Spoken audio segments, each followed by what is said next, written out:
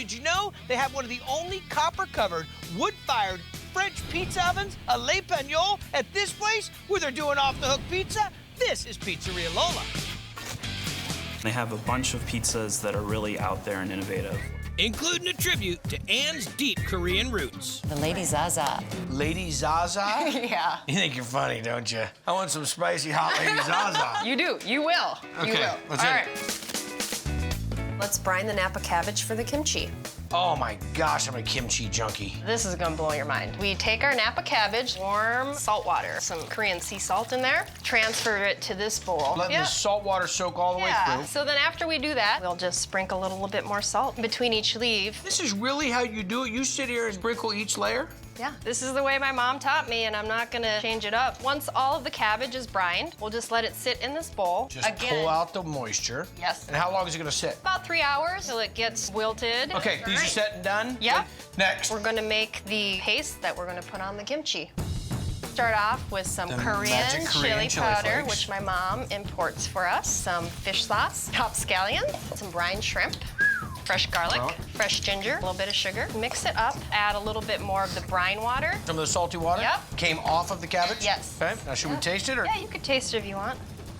Strong. No, it's fine. Once you ferment it, the flavors, awesome. yeah. You get the sweetness, you get a little bit of that shrimpiness coming through, you get some of the chili. Each layer, you're gonna take it and stack it up in this. Yep. And just let it sit there and do its work. The beauty of fermentation is time works all magic.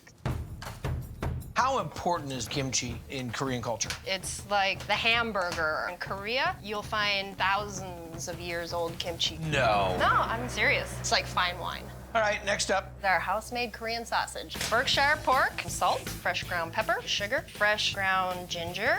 Ginger smells awesome. Isn't it great? I'm a ginger junkie. Are you? Me too. Fresh ground garlic. And then finally, some Korean chili. Massage the ingredients into Massage the it pork. into the pan. It's ready to go as a nice topping. Exactly. So all of this now we build the pie. Yes. Let's rock and roll. All right.